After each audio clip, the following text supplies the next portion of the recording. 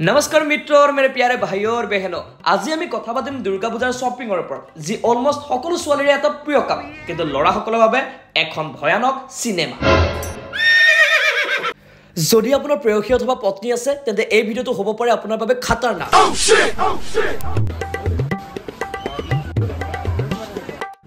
প্ৰথমতে এটা কথা জানি লওক আপুনি ছোৱালীয়ে কাপোৰ নিকিনে ছোৱালীয়ে কাপোৰ খায় जब भी मैं सोचता हूँ कि आज कुछ खरीद लेंगे वो पूरे मार्केट को ही चखने लगती है সকলো ছোৱালীৰ এটা কমন ষ্টাইল কাপোৰ চাবলৈ আহি এখন দোকানত 1 ঘণ্টামান চাব তাৰ পাছত আন এখনলৈ যাব তাৰ পাছত আৰু আন এখনলৈ যাব তাৰ পাছত এখনকৈ গোটেই চহৰ ঘূৰিব আৰু শেষত ক'ব সোনা সব কাপোৰ দেখোন একে বলা বেলেগত যা কেতিয়াবা তো ভাবিয়ে ভয় লাগে যিদৰে তাই কাপোৰ হলনি কৰে তেনেকৈ তাই বয়ফ্ৰেণ্ডটো হলাই দিব নেকি এই এজন বয়ফ্ৰেণ্ড পুৰণা হৈ গল এজন নতুনে লৈ ল खत्म bye bye tata good bye गया যেতিয়া এগৰাকী যুৱতীয়ে শ্বপিং মললৈ আহে তেতিয়া দৰাচলতে যুৱতীগৰাকীয়ে কাপোৰ নিকিনে বৰং কাপোৰ কিনাৰ যে ক্ৰিয়েটিভিটি টেলেণ্ট কৌশল সেইবোৰৰ বিকাশৰ অভ্যাসহে কৰে হয়নে ডেংগু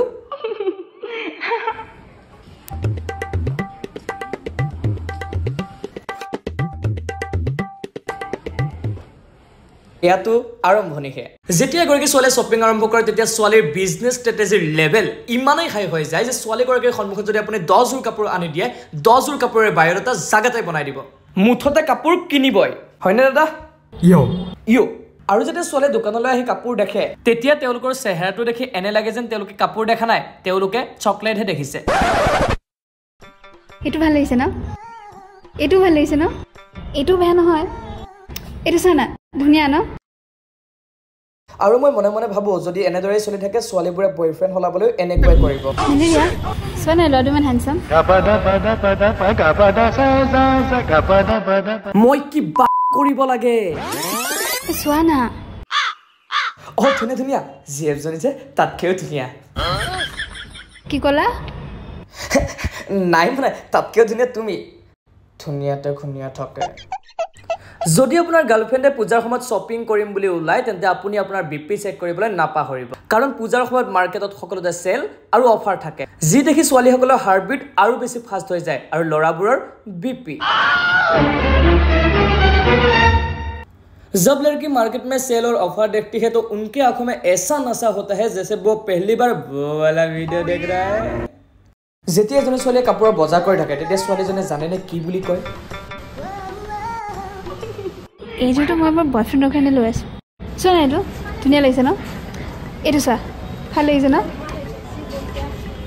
এটো সোনা এটো ভাল লাগিব ৰবা আৰু এটা আনি আছে সোনা মেলেৰিয়া কেন ধুনিয়া লাগিছে এটো ভাল লাগিব লো পাৰা বেছি হৈছে ও এটো আৰু বেছি ভাল লাগিব চা ইটস পাৰফেক্ট